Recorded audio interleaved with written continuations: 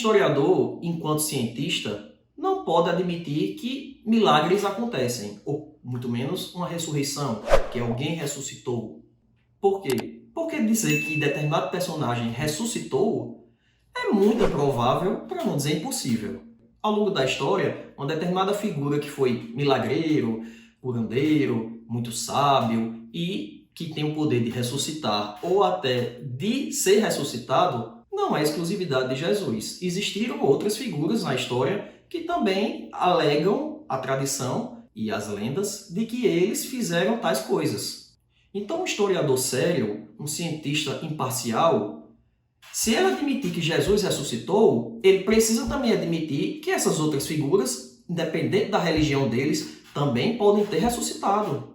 Mas se ele considera improvável que outras pessoas normalmente não ressuscitam, então ele tem que considerar que a hipótese de que Jesus ressuscitou também é bastante improvável. Temos poucas evidências confiáveis sobre a vida de Jesus. É que, na verdade, os únicos documentos que relatam de forma mais abrangente a vida de Jesus, seus feitos, seus ditos, são os evangelhos, sejam canônicos ou não.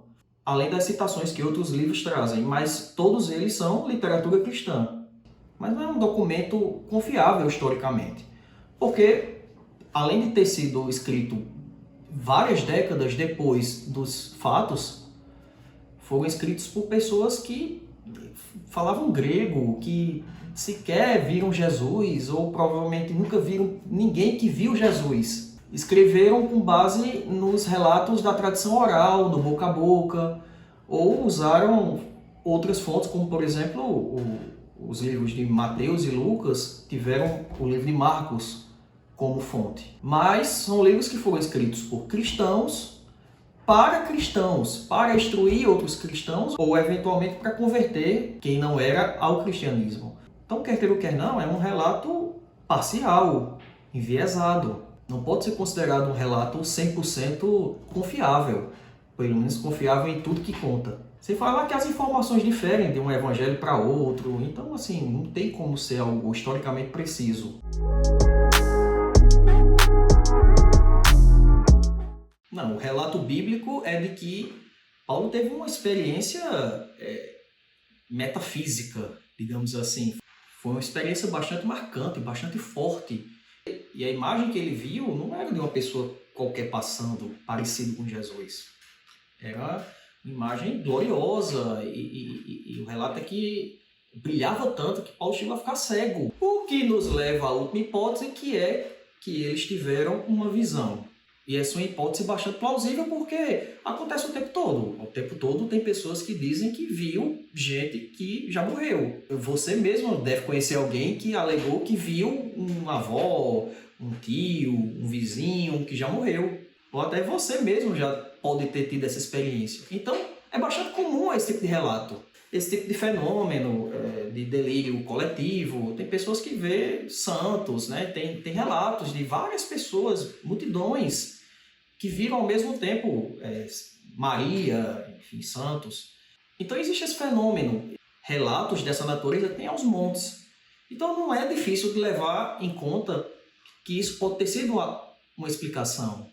E vocês podem me perguntar, mas se eles tiveram uma visão, por que eles não acreditaram que estavam vendo um espírito, um fantasma de Jesus e não Jesus ressuscitado? Afinal de contas, se alguém hoje chegar dizendo que viu alguém que já morreu, ele não vai pensar que aquela pessoa ressuscitou. Ele vai pensar ou que ele viu o espírito daquela pessoa ou que ele estava louco.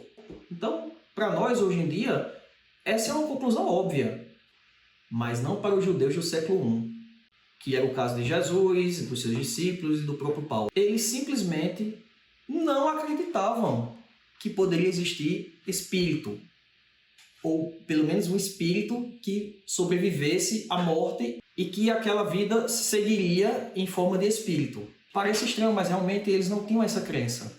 É como se a ideia de espírito fosse só uma energia, uma força que trouxesse vida para o corpo.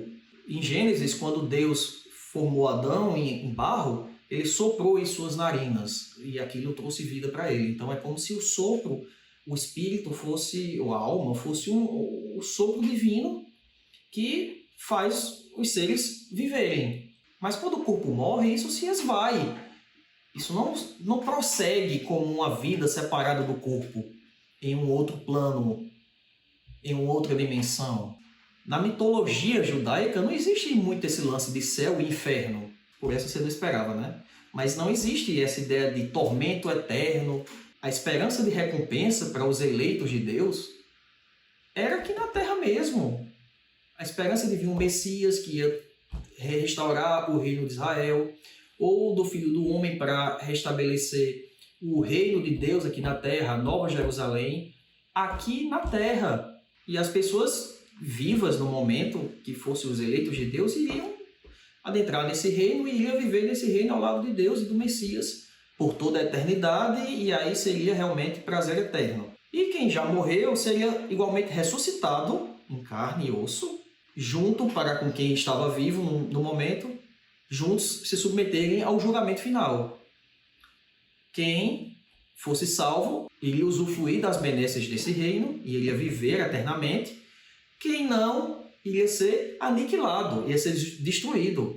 Não iriam para um inferno, um lugar de eterno tormento. Aliás, na lei mosaica, na lei de Moisés, havia um desencorajamento, uma descrença em um contato com espíritos, com pessoas que já morreram. Era desencorajado isso, justamente porque eles não acreditavam nisso. Então, uma pessoa que dizia-se ter contato com mortos era algo a ser evitado. Então, quando eles tiveram a visão de Jesus, não tiveram dúvida, Jesus ressuscitou.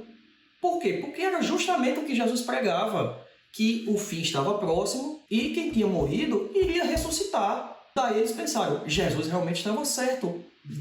Deus já ressuscitou Jesus. E então, o processo já começou, o fim já começou.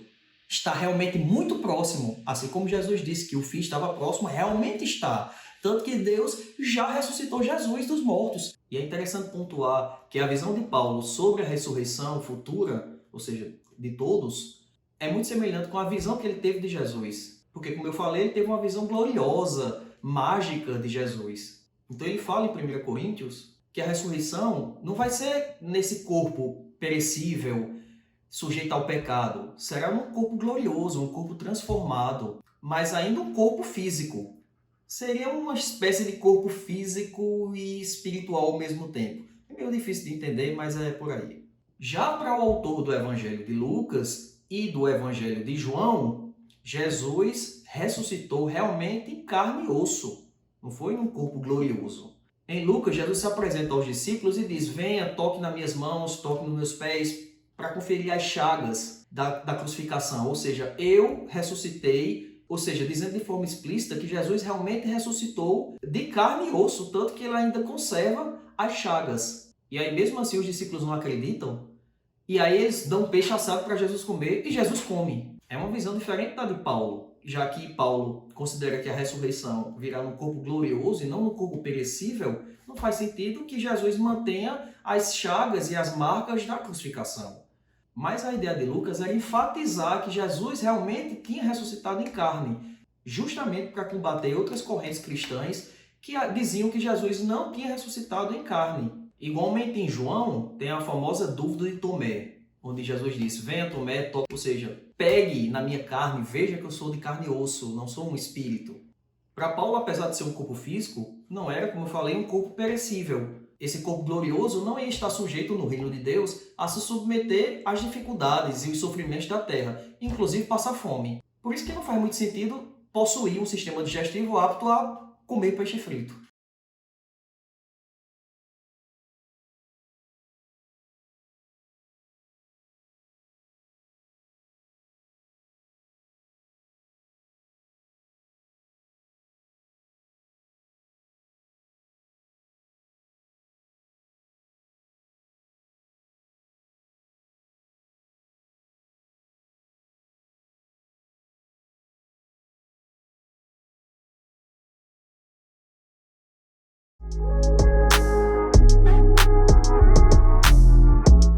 Se por acaso eu chegasse para você e dissesse que vi ontem, andando aqui pelo meu bairro, sei lá, Michael Jackson. Michael Jackson morreu em 2009. O que é que você pensaria dessa declaração? Só existem 5 hipóteses que podem explicar essa história.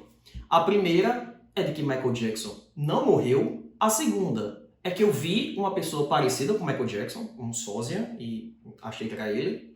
A terceira, que eu tive uma visão, uma ilusão, seja por delírio, esquizofrenia ou mediunidade.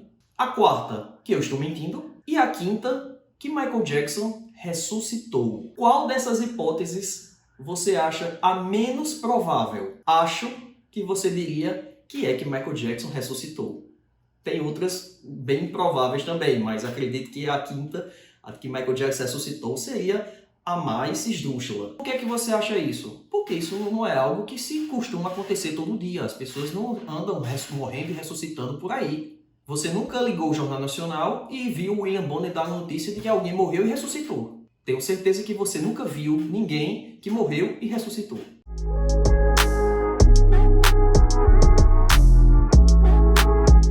Porém, eu descartaria essa hipótese porque os romanos eles eram bastante eficientes em suas execuções. A tortura e a morte por crucificação é algo bastante brutal. E eles se preocupavam em se certificar que a vítima realmente morreu. Porque, afinal de contas, esse tipo de pena de morte, assim, em público, servia de exemplo. Então, se alguém conseguisse escapar, seria vergonhoso para as autoridades romanas. Então, não, eles faziam realmente o trabalho bem feito. Então, essa hipótese de que Jesus não morreu está descartada.